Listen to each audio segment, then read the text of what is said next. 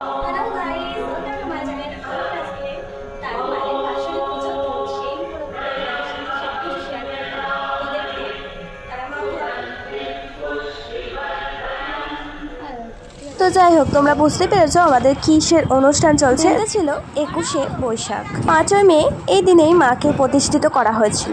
সেজন্যই প্রত্যেক বছরেই আমাদের এই আয়োজন তুলে ধরা হয়। আমি তোমাদের প্রত্যেক বছরের ব্লগই তুলে ধরতে পারিনি, কারণ আমার ইউটিউব চ্যানেল তখন ছিল না। তো 2 বছর আগে থেকেই আমি এই ভিডিও কভার করছি, 2023 বছর থেকে। এখানে দেখো, তোমাদেরকে আমি দেখিয়ে দিলাম এখানে রাঁধুনি রান্না করছে, আর যা যা রান্না হয়েছে তোমাদের সাথে আমি সব কিছু শেয়ার করছি। স্টার্টারে ছিল বেবিকর্ন আর কোল্ড ড্রিঙ্কস, ফল কাটা ছিল। তারপরে আমাদের মেন কোর্স ছিল আলুর দম, রাইস, ভেজিটেবল চপ, স্যালাড, নান, ছোলার ডাল, পনির মশলা, চাটনি, পাঁপড়, মিষ্টি, আইসক্রিম। এখানে সবাই মিলে বড় ভেঙে নিচ্ছিল, কারণ কোল্ড ড্রিঙ্কস আর জল ঠান্ডা করার জন্য।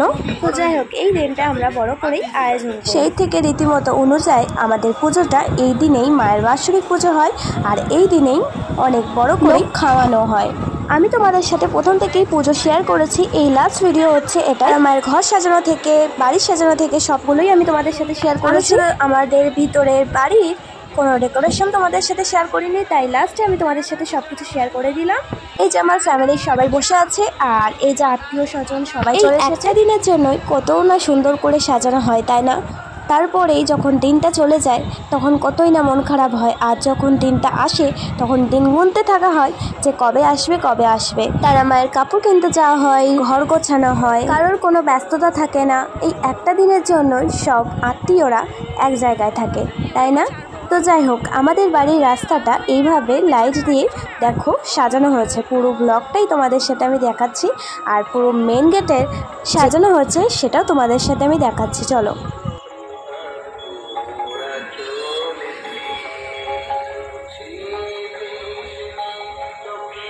এই হচ্ছে আমাদের মেন গেটের রাস্তার সামনেটা, তোমাদের সাথে আমি দেখিয়ে দিলাম। আর এখানে আমাদের দুটো দারোয়ান দেওয়া হয়েছিল। প্রত্যেক বছরই এইভাবেই সাজানো হয়।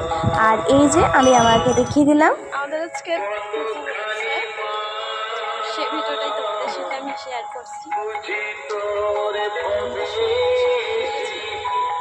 এখানে কুলফি স্টল দেওয়া হয়েছিল, তো এখানে 2 রকম ফ্লেভার ছিল, টুটি ফুটি, ম্যাঙ্গো। সত্যি কুলফি স্টলটা খুব সুন্দর ছিল, আর কুলফিগুলো টেস্টি ছিল।